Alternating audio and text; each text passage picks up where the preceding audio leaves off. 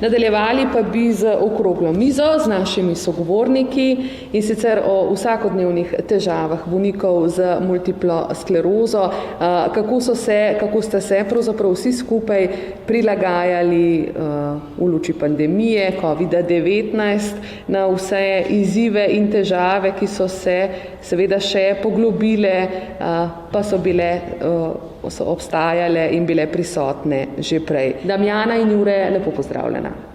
Zanimajo me pa seveda dejavnosti in prilagoditve na te nove realnosti in nove izzive, ki nam jih ta čas prinaša. Jure Debeljak, vem, da vaša izkušnja iz časa, ko smo bili pravzaprav v samoizolaciji, seveda v prihodnjih mesecih, na splošno posobivamo s to novo realnostjo, s tem COVID-om. Vem, da se je vaše življenje precej spremenilo, kot sva se tudi pogovarjala, da se tudi prav, da nek način malo zaprlo doma. Nam lahko nekaj več poveste o tem? Ja, v bistvu, COVID je bil zelo taka, v bistvu, bom rekel, dobra izkušnja. Za samo življenje mesecev je v bistvu to prineslo nekaj novega. Jaz sem eno težavo in od takrat sem v bistvu na tem fajnem štirkolesniku in kar naenkrat sem rabil dostop ven, ker nisem imel nobene klančine oziroma dvigala oziroma karkoli. Bom rekel, malce sem odlašal. V bistvu sem v času korone bakne kampiral doma. In še dobro, da je bila žena doma, tako da smo bili z družino vsi bakne doma. Ko je bila pandemija končana, sem takoj začel delati klančino, ki je zdaj, bom rekel, zaključena tam 81%. Ampak je že lahko pridem v bistvu ven in to klančino že kar izkoriščam. Tako da, kar se tega tiče, je zdaj zgodba čisto drugačna.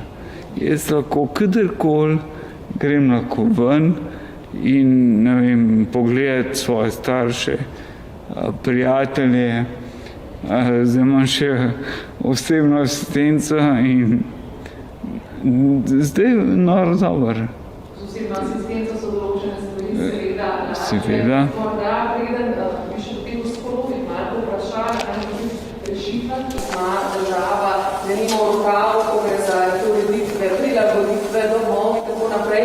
Gospod Jure, zanima ta strah, ko sta prej že gospod Kranjc in gospa Žukar sta omenila, da je to strah pred okužbo, vendar le gre za kronično bolezen, gre tudi za večje tveganje, za denimo okužbe tudi z novim koronavirusom. Zato me zanima, kako ste pa vi čisto osebno to doživljali, rekli ste, bili smo bolj ali manj doma s vso družino. Meni se zdaj fajn. Vsak dan mi je bil kar nedelja. Vsak dan nedelja? Ja, nobenega avtomobila, v bistvu mir. Res smo se pazili, nihče nikamor ni hodil. Je pa res, kot je rekla Renata, smo se pa gledali. In bom tudi rekel, to je bila neka izjemna izkušnja, ki smo jo potem tudi prvi pri samem reporterju in tudi tako v življenju, uporabljamo še zdaj. Zdaj že to več vem, kar je v redu. Zdaj, kot ste rekli, nekaj stvari je pač to novo obdobje prineslo na novo, nekatere so pa nekakšni izzivi še odprej, zagotovo arhitekturne ovire, čeprav kolikor mi je znano, na eni strani, recimo vsi mladi bolniki z multiplo sklerozo ne želijo, da bi bila prva asociacija, denimo v zvezi z multiplo sklerozo invalidski voziček, po drugi strani pa seveda je to lahko tudi sestavni del kasneje življenja z multiplo sklerozo in prav je, da so vse javne površine, če že ne bom, dostopne za vse državljane. Kako je s to vašo arhitekturno oviro, se pravi, da ste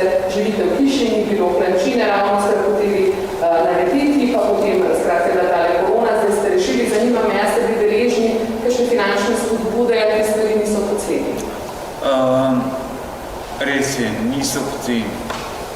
Benžina absolutno veliko stane. Je res, da včasih bolniki tudi pretiravamo, je pa tako, da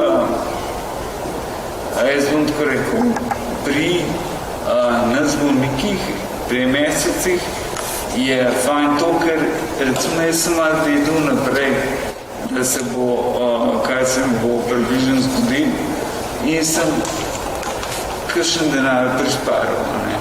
Dobro, pa ni mi bilo treba kupiti novega avtomobila in tako naprej, tako da nekaj denarja. In na podlagi tega sem lažje prišel do končine. Moram pa reči, da živim v eni občini, občina Komenda, in je kar zgledno so zgledno narejene klančine oziroma prostori. Ja, tako. Gospa Damjana je mama, je bolnica z multiplo sklerozo in je zdravstvena delavka. Kombinacija je v vseh običajnih časih zelo naporna. Kako pa ste preživeli čas izolacije in s kakšno energijo pravzaprav pričakujete te zimske čase, se pravi še enkrat kot zdravstvena delavka, kot mama in kot bolnica z multiplo sklerozo? Pozdravljeni. Ja, takrat, ko se je vse skupaj začelo, sem jaz ravno šla na bolniško. Tako da vsega tega dogajanja nisem me toliko dotaknila. Glede na to, da smo se začeli že pripravljati konec februarja, tudi v službi, je bilo zelo stresno. Takrat sem bila kar vesela, ko je sin potem tudi ostal doma, ko se je vse skupaj začelo, vendar mož pa ni. Mož pa je hodil naprej v službo, tako da smo se za tisti čas v bistvu razselili. On je bil dislociran od naju, smo se ob lepem vremenu srečali, recimo smo skupaj kavico popili, hodil je on v trgovino, z otrokom nismo nikamor hodila, razen imamo to srečo, da smo blizu travnikov, gozdov, sva hodila na sprehode. Tako da je potem to najhujše, takrat ta epidemija pač šla mimo nas. Nismo se veliko hoteli ukvarjati s televizijo, Facebookom in tako, z Italijo, Kitajsko, kaj se vse dogaja. Bolj smo sami za sebe bili. Pa marca, recimo, je bilo to res najhujše. Maja sem je šla v službo. Takrat je tudi mož nazaj prišel, kar smo potem pa rekli, ja, zdaj pa kar je, Tako smo, ja, sin je šel potem junija tudi v šolo, ker se je pač šola začela, se je odprla za vse osnovnošolce. Tako da smo potem normalno naprej zaživeli kot družina spet. Zdaj v teh jesenskih časih, ja, malo je straha, ker otroci non-stop so bolni, zelo veliki hod bolnih v šolo, ne vemo, ali je to samo prehlad ali ni, ker vsak kašelj, vsako smrkanje ni COVID-19, pa tudi sam prehlad mogoče ni, seveda tudi je in recimo sami sodite v bolj tvegano skupino, zaradi te okužbe, ki so lahko nevarne, lahko so seveda manj nevarne.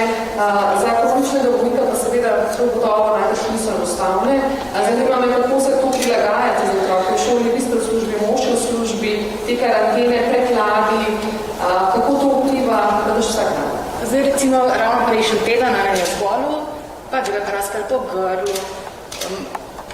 Hripal je bil, je tako je rekla pediatrija, vi ste v zdravstvu, v rizični skupini, ja, ga bomo takoj naredili test.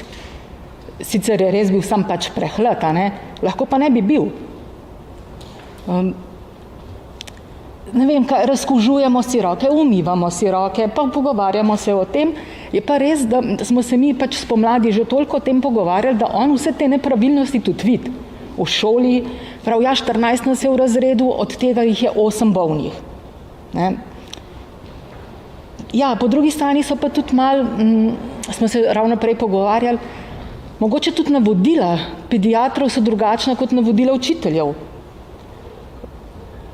Tle pač bi mogla skupaj stopati, pa ne vem, ali so bolni otroci za v šolo, ali niso za v šolo.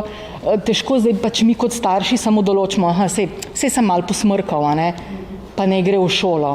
Zanima me predvsem ta pravzaprav odnos, ki se tiče celo bolj vas kot sina v tem primeru in sicer v smislu, da recimo, če obstaja nevarnost, da se je, recimo, da se otroku kuši, otroci so v šoli, so v vrsti, normalne reči in če pa mama, da nima, da ima multiplo sklerozo, lahko kot otroku ni nič, mamico pa močno prizadene ali pa očeta v nasprotnem primeru. Da so tudi te dileme, koliko pozornosti posvetite ali skratka, kako skrbeti zase, kako skrbeti za družino, verjamem, da se s tem veliko ukvarjate.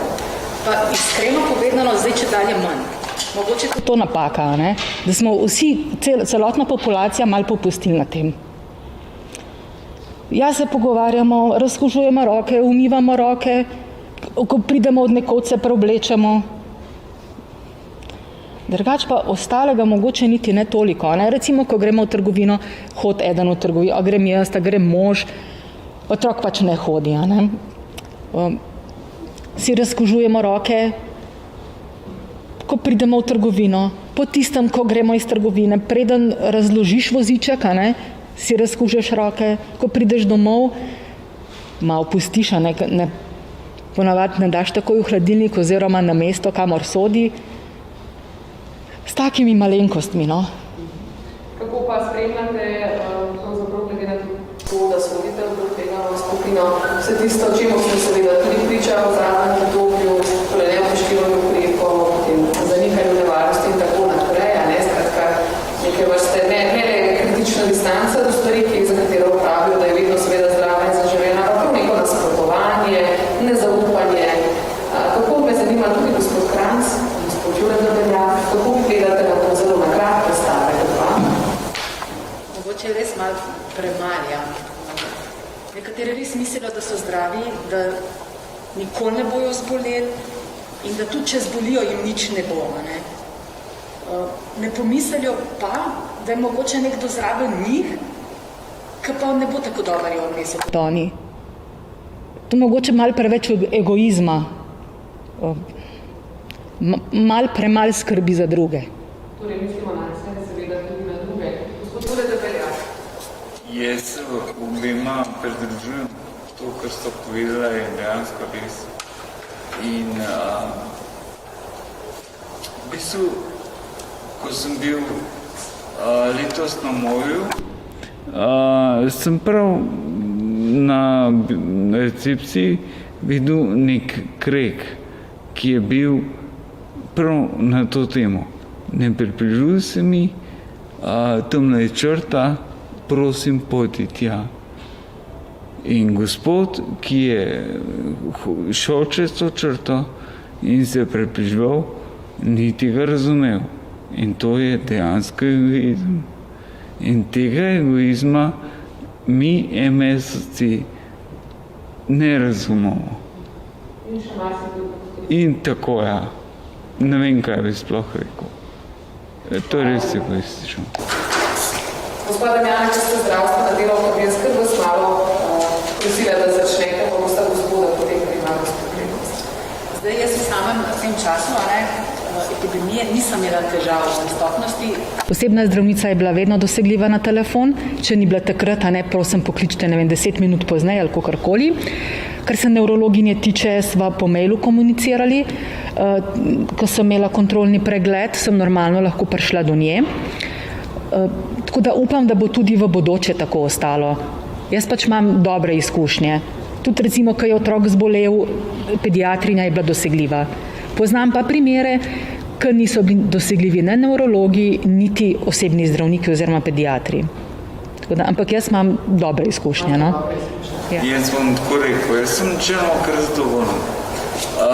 Do svojega osebnega zdravnika prijem preko elektronske pošte, varovane elektronske pošte.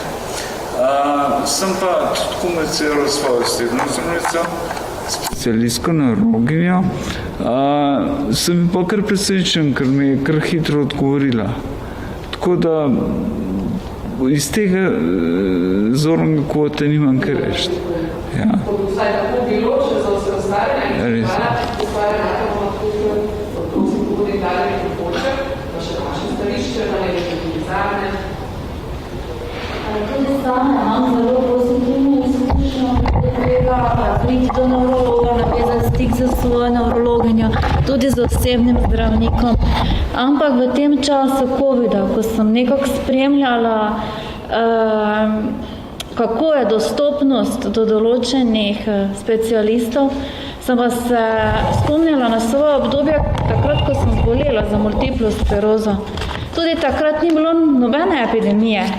Težko sem prišla do nevrologa, težko sem prišla do preiskav, bilo katerih, in sem se nekako zamislila v tem času, kaj se dogaja z ljudmi, kateri zbolevajo sedaj, kateri imajo sedaj v tem trenutku simptome, kakšne sem imela jaz v začetku moje bolezni. Takrat, ko sem šla k osebnemu zdravniku po 5-10 krat in mi je dejal, da z mano nič ni narobe, ker sem premlada. Kje so zdaj ti ljudje, kaj se z njimi v resnici dogaja? Ne verjamem, da sedaj ne zbolevajo in da jih je sedaj ni. To res ne vem, kako je s temi ljudmi, ko se v tem trenutku jim postavljajo diagnoze čist na svežo. Najlepša hvala, gospa Renata Žuhar, predsednica društva Spoznajmo multiplo sklerozo.